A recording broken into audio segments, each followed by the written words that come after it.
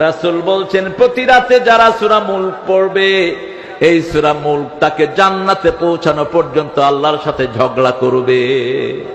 সূরাতুল খাসামা বলা হয় ঝগড়া সূরা।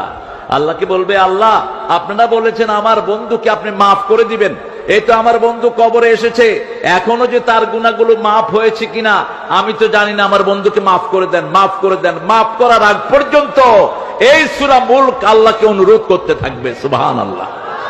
আমরা আজকে ওয়াদা করব প্রতি রাতে শোয়ার আগে সূরা মুলক পড়বো। রাজি আছি তো?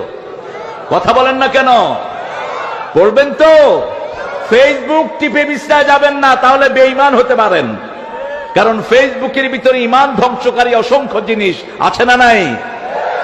সূরা মুলক পড়বেন, পড়ে ডান দিকে কাত হয়ে পড়বেন আয়াতুল কুরসি।